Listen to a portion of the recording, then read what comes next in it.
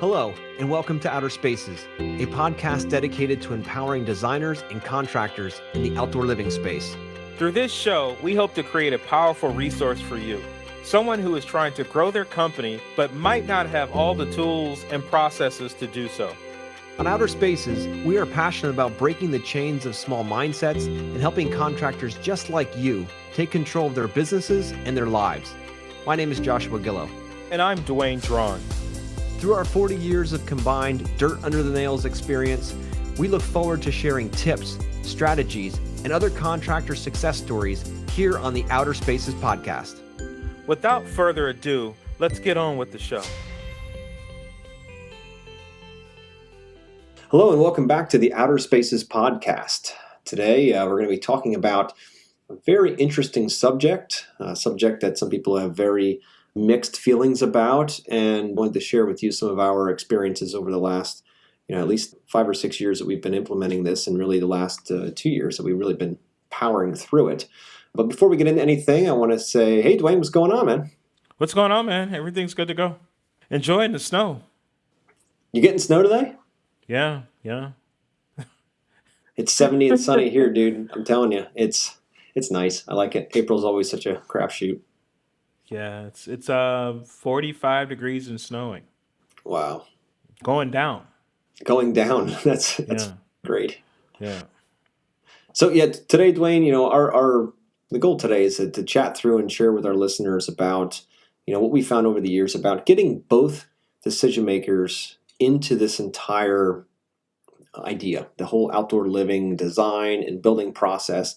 I know over the years when I first started out, I'd just be happy to have one person answer my phone, my phone call and to be there as part of the call and to be there as part of the meeting. And, sometimes that would work and sometimes it wouldn't work. And I found as we started scaling and getting larger that we couldn't have that variable, if you will, that other person in the background who's been silent the entire time, and then all of a sudden come time to talk about budget, they pop out of the woodwork and can the entire project, right?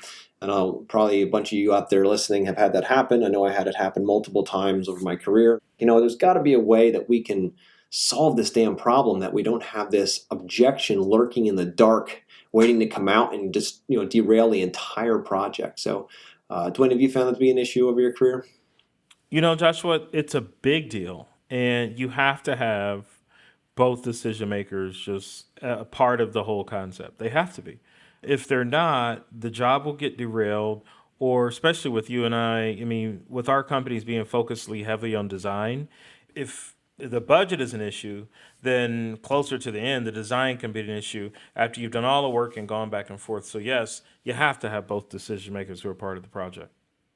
Yeah, I can remember situations where, I'd go out to client's house and I'd talk to one of them on the phone, and we screened them slightly in the beginning, right, enough to make sure that there's viability there and that they actually want to do a project that we'd be interested in doing.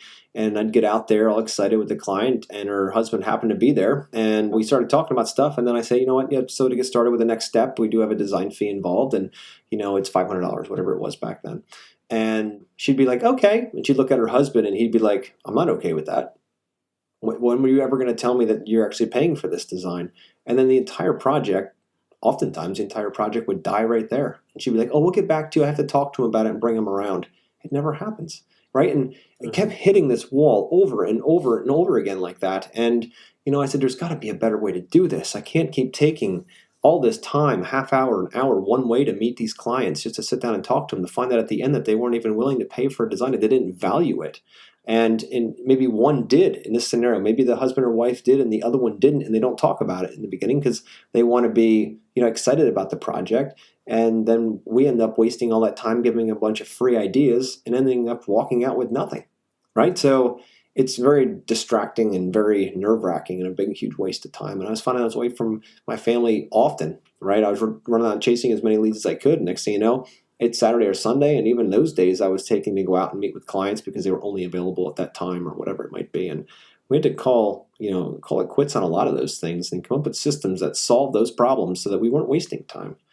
It can be a huge suck on your overall time and your overall efficiency as a business owner. And that's why we had to implement that type of thing. So for us, we don't go out to a call or even get on a call unless both of the decision makers are part of it. Now, I need to back that up. When the first phone call comes into our office, the goal is for Becky in the front office. She talks through with them, make sure there's viability, make sure they're good. We have an entire script and layout for that so that she can tell right away whether this is going to be a good client or not.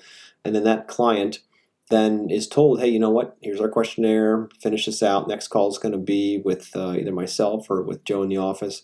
And if that's the case, then both decision makers. We don't call them decision makers. We say your spouse or your significant other. It's good that you're both on that call because we're going to go through a lot of really cool stuff, and we don't want anybody to miss anything or be left out. So, anyway, I'd say 75-80% of people, they make sure they can do that. They make sure that they can both be there and they've taken the time. And they're the ones that are really vested in this project turning out well.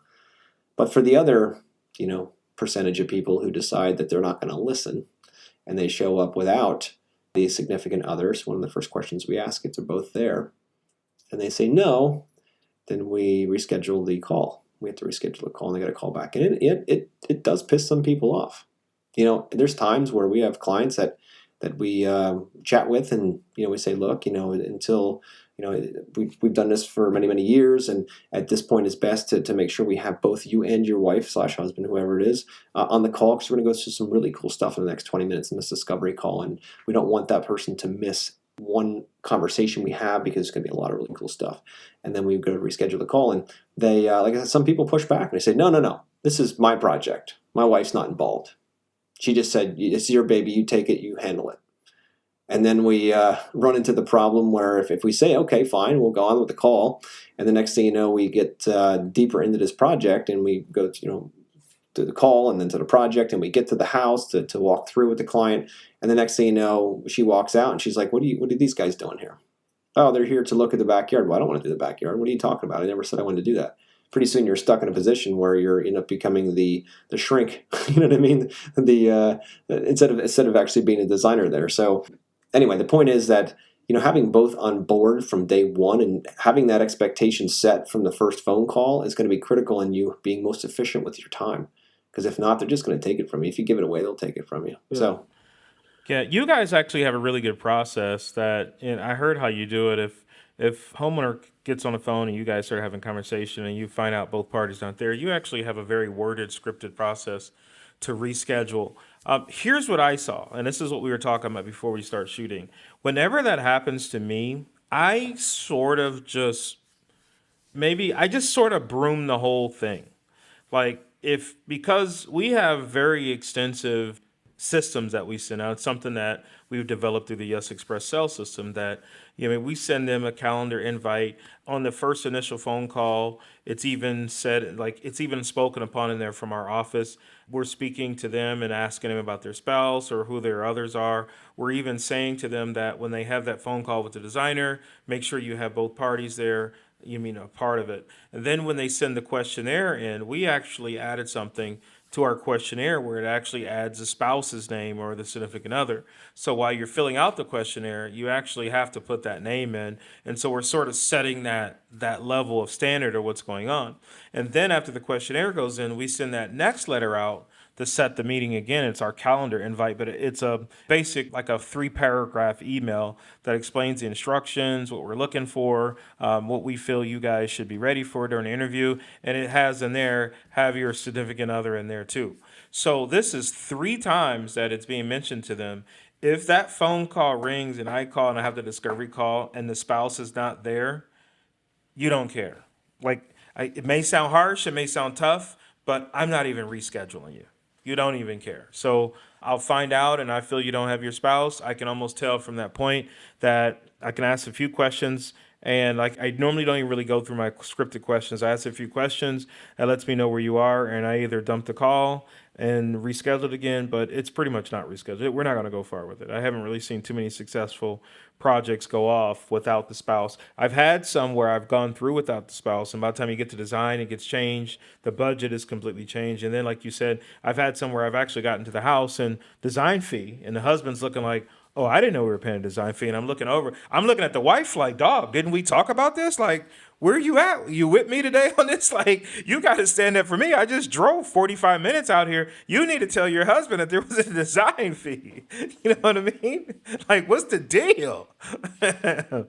And you can see her face light up. And it's so much wasted time on both people's sides, right? And it's really important to have buy-in from both parties, because I don't know about you, Dwayne, but I wouldn't be going out spending 20, 30, 50, 100 plus $1,000 in our backyard or on anything without my wife being part of that conversation in some way, shape, or form. And when I get that guy on the phone, or even that woman on the phone, and says, this is my project and I don't really need to have him involved, he's already given me the green light, I do whatever I want, I call bullshit on that.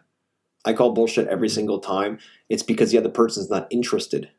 That's often what happens. They might be quote unquote busy all the time, but normally what it is when we get a phone call into the office, it's the bird dog, we call it. It's the person in the relationship that is most excited about the project, and they're the ones that want to see it through, so they do all the legwork. They're like, all right, I'm going to go out and call this guy, call that guy, call this girl, whatever, and the next thing you know, they get some calls back, and they start vetting them, and they start figuring out if you actually do what they want, and all that kind of thing, and trying to get a sense of who they want to engage for this project. Well, the other person stays quiet in the background, but that's the person you got to watch for. Typically, the quiet one is the one with the checkbook. Now, it's not always that way, but we found it's pretty often that way. So if you can't get them both on a phone call, now it's not the first phone call. That one's always going to be a singular person, the bird dog talking to you, but it's the next phone call, that discovery call before you go out to meet with them, right? That's the one extra level of clarity you need to make sure that you're all on the same page. You're going to go through everything that you need to go through on that call to make sure that when you go out there, all you're doing is collecting a check. You're talking, and you're collecting a check, and you're moving forward with your design. It's that simple. You want that kind of commitment before you ever leave. Because if you're going to go out there and not know if they're even interested in paying you for what you want to do next, which in the next step is a design in some fashion, whether you charge $100 or $100,000, it doesn't matter. Point is that you're actually asking for a commitment next up, right? And you have to specify that and set that expectation for that next step on that phone call. And that's what we do. By the end of the call, we ask them both decision makers, of course, if they're cool with the fee that's going to eventually be for the overall project design that we're going to do. And that's the next step, to come out and take a look around, make sure we're all on the same page, collect the design fee, and get started with the process. So if they stall, or if they hold back, or if there's any kind of pushback on that, we want to catch it then. Because when you get out there, regardless of your award-winning personality, if they're not going to move forward because they've got 9 other people lined up behind you to come in and take a look, I'd want to know that before I went out. That's why we created this entire system. And so I wasn't wasting time going out and chasing people that had 9 people lined up behind us. And they're like, all right, well, you're one of them. Come out and give me a bunch of free ideas. And then by the end, we're going to decide who is either the cheapest one, or the one that will do whatever we ask them to do when they're not really bringing a lot of value to the table, or somebody who's going to take this project and go. Like, you don't know what they're looking for, but let's find that out on the damn phone before we ever even get behind the wheel of the car, spend all that time wasted driving around, going to this house, and they had no intention ever of buying from you. So we're only interested in engaging with clients who are truly interested in us, that are interested in what we can do for them, and not just looking for a warm body with a pulse to show up and do work. Because you can't name your price, you can't get what you're paid what you're worth. All of that doesn't happen when you're just a body showing up to do a job. Yeah, yeah. Both parties have to be invested. I had a situation in here just recently, and if she's listening to my podcast, she's going to know who I'm talking about. But client, she said her husband wasn't involved, and she said he has nothing to do with the job. And I actually went there and met with them, and he had nothing to do with the job. Like, I actually saw it. Like, he shook my hand and took off and went to work. Like, he had nothing to do with the phone call. He had nothing to do with the first Zoom meeting. He had nothing to do with the site visit. He had nothing to do with the job. So her and I, we get the design done, we get the budget done, we get the swimming pool ready. Swimming pool company comes over, and he moves the swimming pool 5 feet one way and 10 feet another way.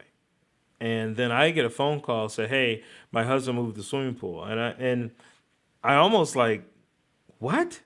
I almost wanted, like, the not so business side of you comes out, and that gangster in me comes out, and like, what the, what do you mean you move? Like, do you know how long it takes to draw them MF and blueprints? And then you just want to move shit? Like, I got to go back and reposition and re-level and re-slope. Like, there's a lot of work, because now he wants to move the swimming pool 5 feet. So if she hears it, she's going to really be hot at me, because she probably knows what's going on, because that pissed me off. And then where the swimming pool was moved to, destroys it's hard to explain like on a podcast unless you really understand, but the yard had a really nasty slope in it, and so the swimming pools was away from these fixed objects, so when you do have to slope the yard, it's a nice gradual slope. Well, if you move closer to these fixed objects, the slope is not so soft anymore. It's very steep. So there's going to be some areas in the yard that's going to be completely unusable because of the way the slope structure and the system is going to work. And I'm like, where the F was he?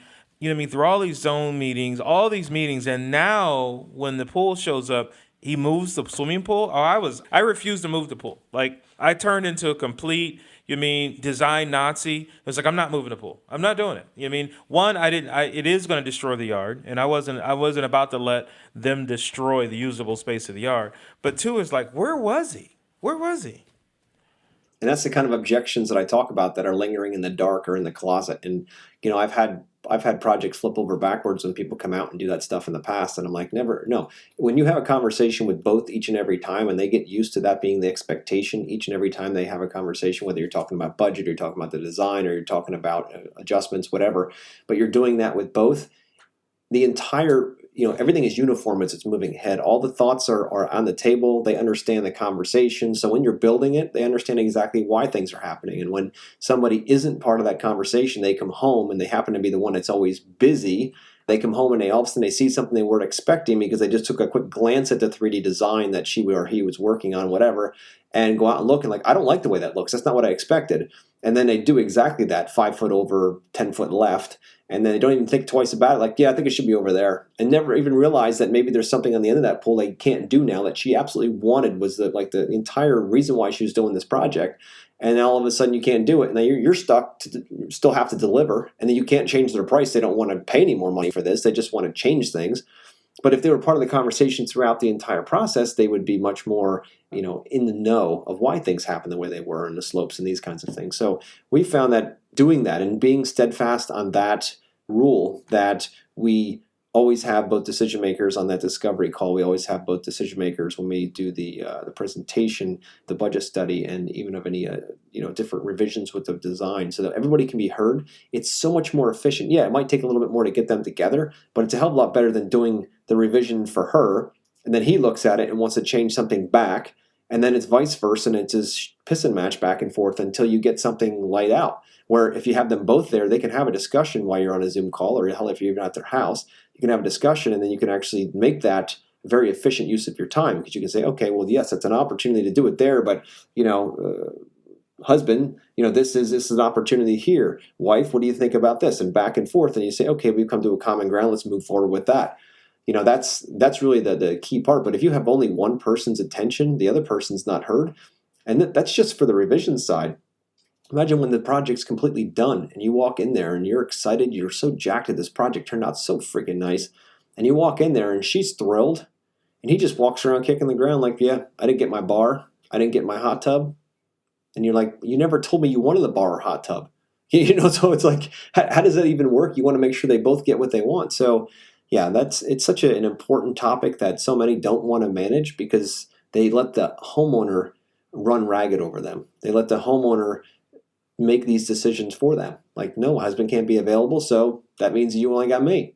So you have a question to answer within your own business. Are you going to accept and tolerate that? Or are you going to say, no, I know this doesn't work well. I know that there's no way in hell that she or he's going to spend money without the spouse involved. So why am I going to waste time running out to look at a project or even designing a project when they both aren't there to give us their 2 cents? And, sometimes during conversations on the phone call, if one of them isn't really bought into the project or really liking the project or whatever it might be, you'll sense it there too. But you can bring them in. You can have conversation like, okay, well, what do you think, Ted? What are your thoughts on that? And you can start bringing him in if he's really quiet, or bringing her in, whatever it might be. Get a sense of what's important, because you're going to be marrying these people, for lack of a better term, right? This is your first date. You're eventually going to marry this person for a short amount of time during this process. And the goal here is that you can both win. That they get the end result that they want, and you get the end result, and you get paid what you want, right? So that's the ultimate goal. And if you don't have both people involved in those decisions, then somebody's going to get screwed, and most likely it'll be you. So, I can sit here and tell you all about how important it is, but what I suggest is that you think about that with your business. You think about how much more efficient you could be if you had both decision makers on a discovery call before you actually go out to meet with a client, that both decision makers are at that meeting. They actually go out to the discovery meeting and meet with them first time on site, make sure they're both there, and having them both involved throughout. Now, probably thinking, all right, that's great, Josh, if there are two people in the house, but what if they're widowed? What do you do then? If they say they're What if they're widowed, what was that again? I'm sorry, I missed that. What if they're no, I what? said, what if they're widowed? Right? There's only one living in the house, or somebody's, changing it up, or moving out, or got divorced and they're on their own, whatever. At that point, we go with one person. Obviously, you can't pull somebody out of the graveyard, to go in. So it's like, hey, totally get it. We'll go in with one. I've had plenty of widowed clients that turn out to be incredible clients, but what gets a little bit strange is when they get into the girlfriend boyfriend thing, right? They own a house and they have a girlfriend Yeah, boyfriend, kind of not married, that kind of thing, and there's nothing wrong with that at all. But I find that they're like, yeah, it's not my girlfriend's house, it's mine, so it's going to be my way or the highway, kind of. And I've already gone, I've taken the bait, and I've taken that. I'm like, that makes perfect sense. This is your pad. She's just kind of coming in and out, whatever. You guys aren't committed, whatever. Maybe you're living together, maybe you're not, whatever. But at the same time, when I get in there, it seems like in this scenario that I'm thinking about, it was the girlfriend who took over. She was the yeah. one Who telling actually him what made he the should phone and call? shouldn't do. And I'm sitting here shaking Yeah, my head like, wait a minute here. He's telling me this is my house. I make all the rules around here and this kind of thing. And she took over and he just sat back and looked ahead like a little sheep. And I'm like, oh, wow, I didn't see that yeah, coming. Right. So yeah. you just never know what that means. It's crazy. Yeah, that boyfriend and girlfriend is a weird energy too. Like, a lot of times, like, I'll paint the picture for you. It doesn't matter who owned the house. It could have been the boyfriend or the girlfriend owns the house, but they could have lived in the house 3, 4, 5 years, just been living there and living there. And so the new person comes in, the boyfriend or girlfriend, they look out in the backyard like, oh shit, we got to do something with this backyard. They're the ones, it's not the one who lives there who owns the place. It's the one who just moved in, looked up, said, I can't live like this. My standard doesn't allow me to live like this. I got to get some sweet shit in the backyard. But when you have in the meeting, the person who owns the house wants to really be a part of it, but it's really that other side. So that boyfriend girlfriend is a really different dynamic too. Like, I don't deal with it a lot, but when you do deal with it, it's a dynamic. And sort of, Joshua, to add to a lot of these, if you're in our industry and you're trying to grow and just really understand this dynamic, you really got to start understanding that dynamic. You can't go in there and just hear what you hear and want to be about you. You really got to start analyzing the words that are coming out of both parties' mouths. Like, you got to really go really in depth on what's being said, what's being done. Like, you and I, we have a lot of years behind this, so we could speak on this subject and we sound like just complete expert in pros. But I done flopped this several times in the past 20 years that I've been doing this. I done said the wrong thing and become friends with the wrong side, and next thing you know, I lose the whole thing. Some courses that you could take that really helps. Take a look at, this is counseling. This is marriage counseling. We're really marriage counselors. So taking some courses to understand, what the dynamics are. I went through, remember you and I went through the Tony Robbins, and then like maybe a month and a half later, I went through like the landmark form. And the landmark form really, really helps you understand the thoughts and the reason why people are doing things. And so, like, when I go to somebody's house now, like, I really use a lot of that landmark training. And now I hone right in on, okay, now that's why she said that. Or why is the wife doing this? Or why is the husband doing this? And then you can see the dynamics when you can see the control factor. Like, you'll find one who's really quiet. A lot of times, it's not really that they have the pocketbook. It's just the other party is so dominant and so controlling that the quiet person is scared to speak, because if they speak, everything they say is going to be wrong and they could get attacked for it. So I really watch these dynamics, and it's actually helping me even pick the client. Like, when I find that type of dominancy in the household, I don't even want to work with them, period. Like, I know you tease me like, Dwayne, you can't be brooming everybody. Josh, we broom everybody.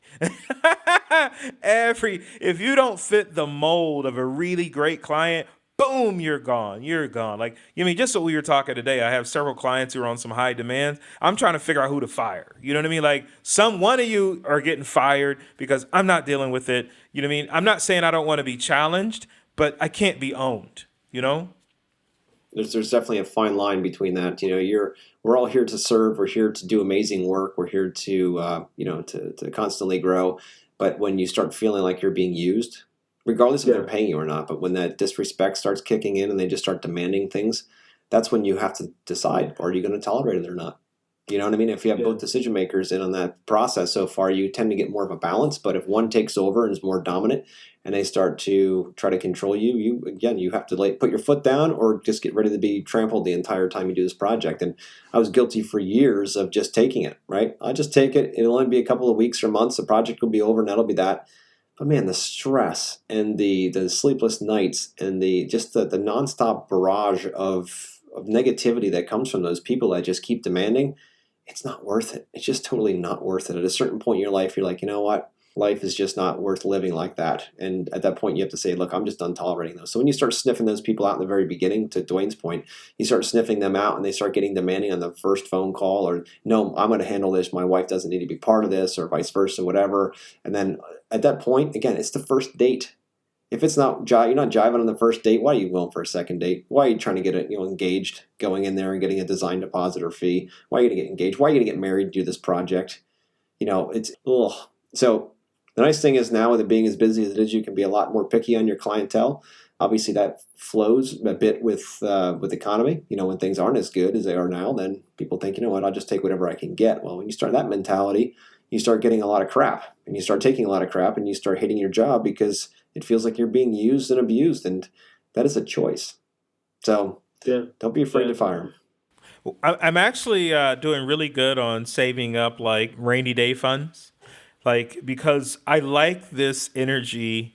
I like this no energy. Okay, so in order for me to keep up this no energy, I gotta be willing to say no and still be able to have the bills paid. So I'm going through it, at least getting the emergency fund set up, so I can say no to keep saying no to people that I don't want to do business with.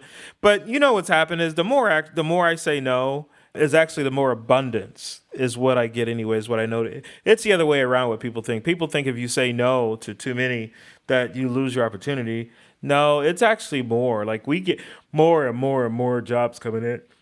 Yeah, I mean, the word For no what we is can handle. such a powerful word. And it's, oftentimes we as humans, we don't want to use that word, especially to clients, because we're told that the client's always right. So you got to kiss their ass, which is a load of bullshit. But anyway, their client's always right. And the fact that now we have to always say yes. It's always a yes. You got a yes on the death, right? And that's the fastest way to becoming used by a client. So when you start setting ground rules and things like we want both people on this phone call, that's going to set a precedent that you're in charge. And not that you have to be some kind of a tyrant. That's not the goal. The goal is just to say, look, I'm a professional. You wouldn't tell your lawyer or your doctor that that you can't do something they asked for. If they said, hey, bring your spouse in, I want to talk to you about a treatment or talk to you about a new whatever policy, whatever it might be, you're going to say, okay, yes, whatever you say, and they're going to bring him in. And there's no reason why that we as outdoor living design build professionals should not get that same treatment. And if we keep tolerating it as an industry, that we're just that chuck in a truck shows up whenever they call 15 minutes later, get you an estimate kind of thing, and that's what you do, and more people do that, then people get used to it. So if we start telling them, no, look, if you want to have our time, there's certain rules that are attached to that. And you don't say it this way, but this is the basis of it, right? There's very nice ways that we paint this picture where they actually feel like they're not feel like, because it is in their best interest, but that that they say, okay, well, yeah, it makes perfect sense for my spouse to be their significant other because we're going to get the most out of this and we want the best results, right? So of course that makes perfect sense. You're not going to say it's our rule, both of the decision makers have to be on this call. If you say that, nobody's going to listen. They're going to be like, screw you, I don't like rules. Nobody likes to be told what to do. But when you say something like, all right, guys, we've been doing this a long time, and in the last X amount of years, whatever, how long have we been in the business, we found that we get the very best results in our projects when we have both you and your significant other, you and your spouse involved. So, what I'd like to do is reschedule this phone call to make sure that we can go into it, because the next 20 minutes that we're going to spend together are going to be the most impactful in the entire process, the entire experience you're going to have with us. So I want to make sure that whatever their name is, insert name, is part of this entire process. I don't want them to miss out on one thing. So we're going to reschedule this call, set up another time that we can chat, and we'll go from there, okay? And they all say yes, or sometimes they get bitchy and they're like, well, no, that's not going to work. We'll say, I'm sorry, guys, but we're not moving forward until that happens because I want to make sure we're not wasting a lot of time. And some people just broom off, but the way I look at it is like they just save me a lot of time. Because if they're not willing to follow a process that is designed to make their life better, to give them better results, more efficient results, potentially less cost, if they're that ignorant, if they don't know that or can't see that, then you probably don't want to do business with them. Yeah, it's there's a book I was reading. I don't know if it was written by Eckhart Tolle or somewhere else. Like Josh, I've been reading so many books lately. I forget the names of the books and I forget the authors. I know the story, so I'll be telling you one thing about Grant Cardone, and it sounds like it's Eckhart Tolle. Like, bro, Grant didn't say that. It was Eckhart Tolle. Like, my brain is fried, bro. Like, it's too deep. But I was reading one, and he said the more humans that are around on one idea becomes an information beacon, like a tower, like you know what I mean, like a radio tower. So the more brains that we have into interconnection, the more power we can fire off out there. And so having that, the spouse, the husband and wife, and then you as a designer, having that interaction together, I mean, it really helps drive the project forward. Like, let's face it, I know you and I are really, we both really have, like, I thought that it was designed that we were the great company for. Okay, because hey, we do great design. Then I thought, well, maybe, and I'm getting to a point here. Well, maybe it was the installation, the quality of construction that we're a great company for. And I'm like, okay, now I'm starting to realize is it's moving the project forward to the final product is what we're really good at.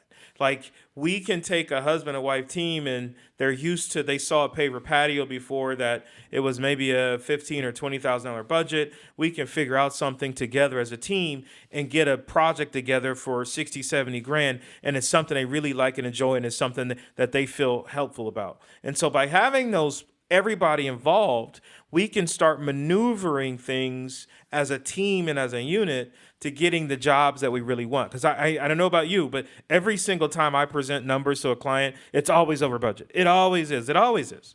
And so by having the team together, we can start bouncing ideas. Okay, hey, what would happen if we use this project or move this product over here or change this space over here or do this over here? And then we can start whittling down the budget or figuring out the areas that are most important and we can create a project that matches. But just by having that wife or that husband there, we don't have that synergy, and a lot of times the jobs don't even get done the way we really wanted them designed, and that's sort of what I see. Yeah, I mean you're spot on with that, and it's really about setting that expectation in the beginning that they're both there because what you don't want to do is waste time and build a bunch of space that works for one and doesn't work for the other because they just were too busy to be part of that conversation. Nobody wants that at the end. They want to live with the regret for sure. So it's super important to keep that in mind as you're moving forward, guys, with your outdoor living spaces. Get everybody involved from the very beginning. You decide. You decide whether you want them to be part of every call, every meeting, all that kind of thing. But I'll tell you, the more you get them involved, the better results you're going to have, the higher level of raving fan you're going to have. Because ultimately, Dwayne, that's what this is all about, right? You mentioned about bringing designs to life, which is something we love to do as well. But for us, it's more focused on the client experience.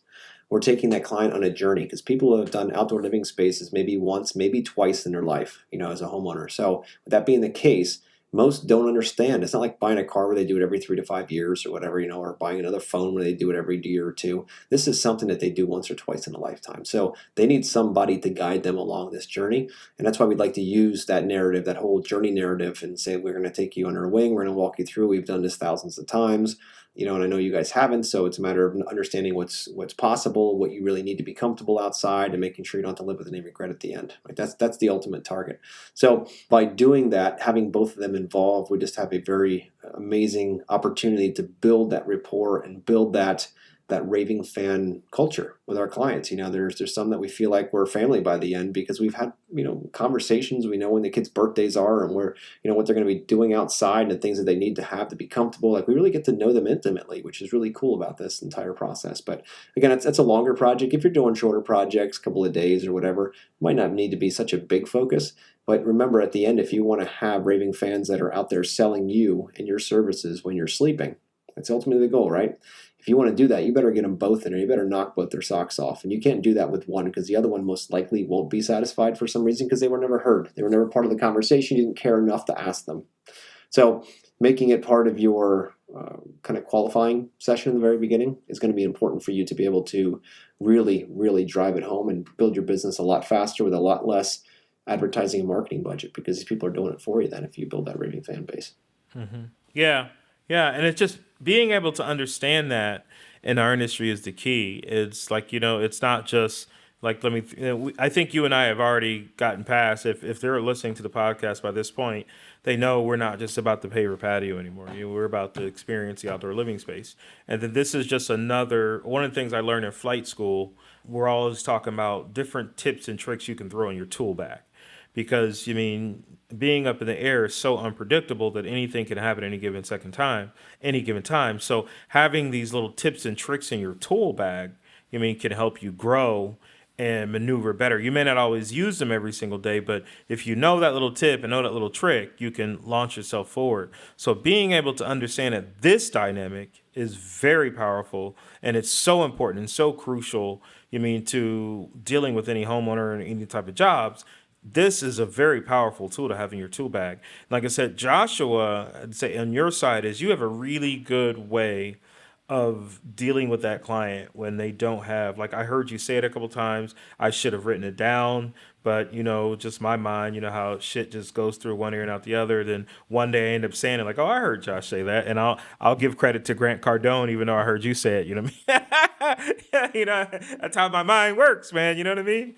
But this is so raw on being able to do this and transfer that over and get that to the client so they can understand. And here's the other thing too, is let's add some more to it, add the human element to it.